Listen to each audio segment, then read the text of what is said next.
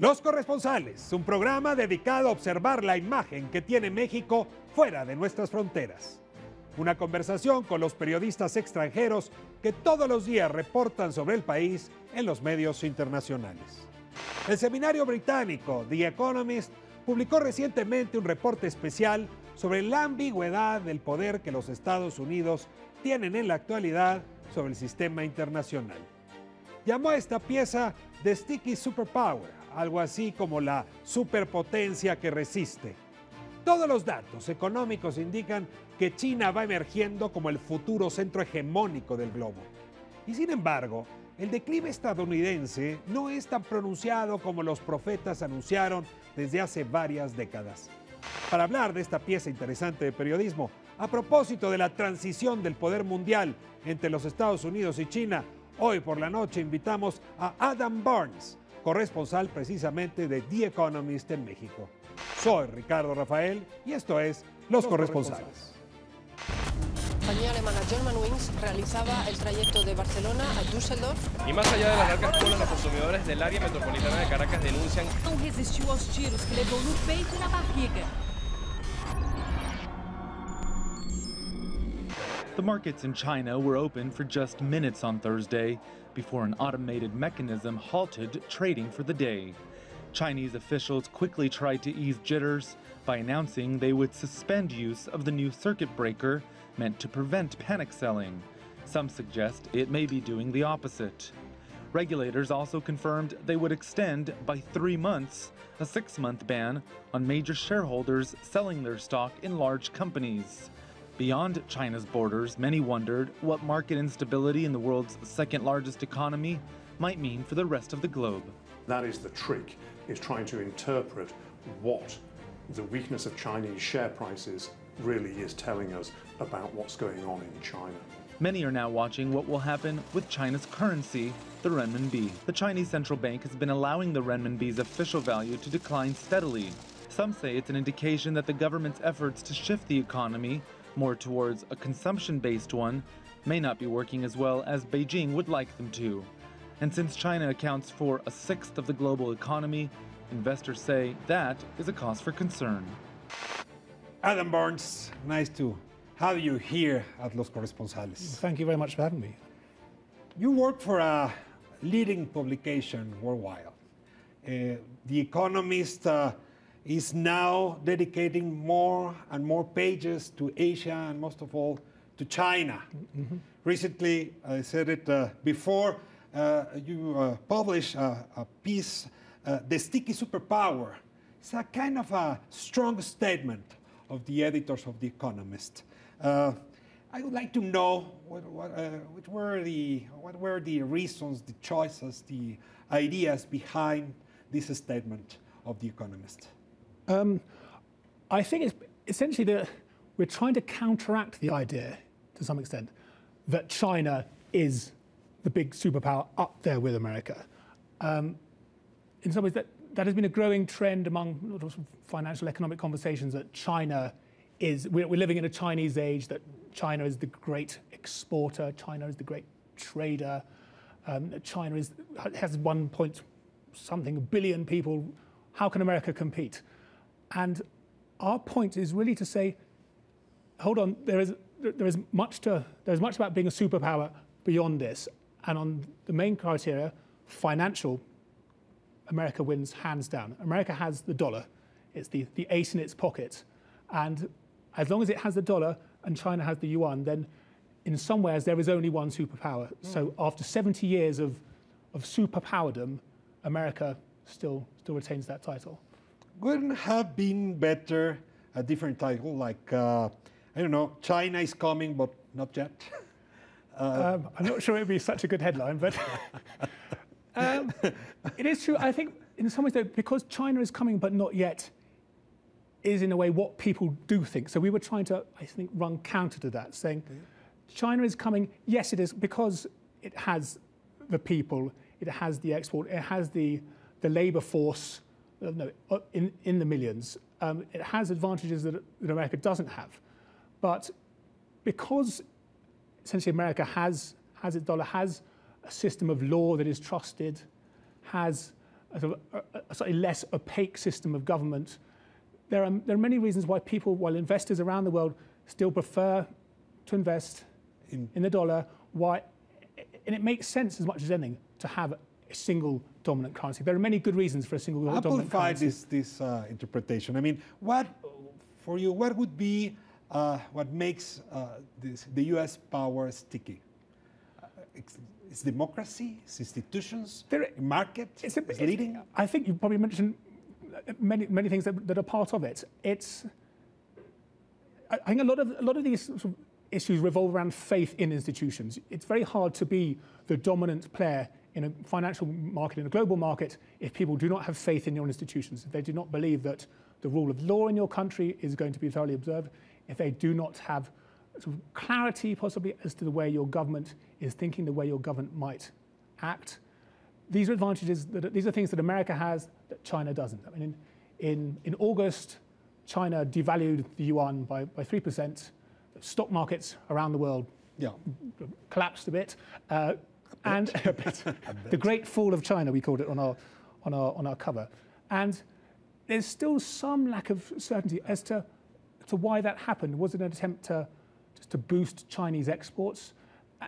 And it's not clear the reasons. I don't think that there are some sort of slightly opaque reasons given, but I think if you're not entirely sure why the country that you're dealing with is going to act as it does act, it has something then it to is do with harder transparency. I think a lot of it has to do with transparency. A lot of it has to do with, yes, I suppose a certainty that the other side of a deal of an. You were a member of the Communist Party in China. Yes. And you want your country to be the leading country. Yes. What would you recommend? It's difficult because I think one of the main reasons why they act as they do, why they keep their financial markets quite closed, is an emphasis on stability. You know, stability is the watchword. If you open up your financial markets, if you allow foreigners to buy your bonds, to buy lots of shares, then you risk vast capital inflows into your economy, which might sort of destabilize matters. And you may decide to play a slower game, which is arguably what they're doing at the moment, just to say, well, we will open up a little bit so a foreigner can run a factory in China, you can own a business, but you can't play in the financial markets in the way that you can. Chinese are scary about democracy. They think that stability for China and democracy, they don't go along very well. Yes, I mean, it's easier to manage. Would you say that you need democracy to be the hegemonic power? You don't need it because you don't need it. You don't. It helps. I think you would say it helps because in order to get over the trust issue, if you like, I think it is easier if the people investing in your economy see sort of democratic measures in place, see a government that is answerable to its people, see that if mistakes are made, if bad things happen, then changes will be made. So it is easier. Could you be transparent and not democratic? Yes, I mean, you could be transparent and not democratic. I think it is. I mean, you could be transparent. You can be transparent about your lack of democracy. Okay. I think you could say. They say this. Well, you would say that there are different kinds of democracy. Yeah, and you could say exactly. Yeah, this is how we run it here. I mean, I think people understand how China works.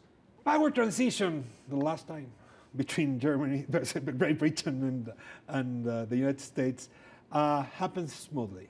I mean, yes. They were friends. They were together. The World War II was there, and arrangements helped a lot. Yes. Would you see a smooth power transition between China and the States during the 21st century? We're going to be a difficult power transition. And as you point out, Britain and America were allies at that time, so their interests were roughly aligned. They speak the same language, the same values. And the U.S. economy had been bigger than the British economy for a long time. I think in about 1870 or so, the U.S. economy overtook the Brits. So the Brits probably realised that their time was up.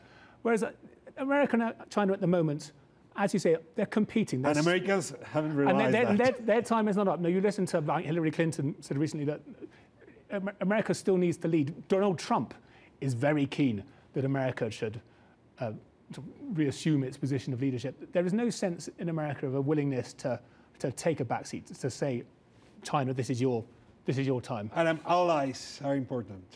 Where is Russia in this episode? Where is Europe in this? In this Russia. alliance? I mean, the position of the Russians is interesting. I think there is some sense in which my friend's enemy is also my enemy. So they sense that there is some mischief to be made about over-aligning with the Chinese. I mean, but at the same time, there are competing spheres of interest in Central Asia. So as much as the Chinese and the Russians work together on, for example, Russia can sell oil to China in yuan, in the Chinese currency, whereas most oil deals are made in dollars, so it can help the Chinese by selling in oil in yuan. You see a very pragmatic position. I think it's pragmatic, a very yes. Putin Yes, I mean, I think there's a reason, but there's some mutual admiration. They say that President Vladimir Putin is very popular in China. The strong leader goes down very well in China. So there is a mutual admiration, but I think, as you say, Russia are looking out for themselves in all this. Does Mexico should be worried? I mean, if the U.S. decline, Mexico decline too. I mean, we don't have an alliance with China. We are part of the American bloc or American region. Exactly. I don't know how. As you say, if things continue as they are with American hegemony, then it's easiest to see the advantages from a Mexican economy which is joined at the hip to an American one. If things change, if the Chinese currency, for example, starts to achieve something a bit closer to parity, what advantages could there be for Mexico? I mean, arguably it would help them with their exporting. They have a massive balance of trade deficit with China. They export very little to China. China exports a lot to Mexico. A more powerful China would provide an interesting market for Mexican exporters. In simplest terms, it's harder to see advantages for Mexico away from American dominance. Are we wrong? Maybe we won't have one superpower, but 21st century with several superpower, multi-pole hegemonic power, and not one, or not at least until the middle of this century. This is the other hypothesis running around. The trouble with that, if you like, relates to finance and the need for the advantage of a dominant currency. At the moment, I think 45% of all world trade is conducted in dollars. How many for the yuan? I'm afraid I don't know, but I'm going to say it's no more dramatically smaller, because if you look at, for example, all the other big aspect of it is central bank reserves. So 60% of all central bank reserves are held in dollars, and around 20-ish, 15 to 20% are held in euros, and then pounds and yen, and very little is held in yuan. So it makes sense for a lot of countries to be able to focus, to have one currency that they can just buy things from their neighbours with, one currency that is a safe haven in times of darkness. So that will be the not democracy, but the currency what matters. The currency. Thank you very much, Adam. Muchas gracias a usted por habernos permitido llegar a su hogar esta noche aquí en Los Corresponsales para ver a México reflejado en el espejo del extranjero. Más nos vale porque el mundo está cambiando mucho. Nos vemos próxima semana, Canal 13, aquí, todos los miércoles.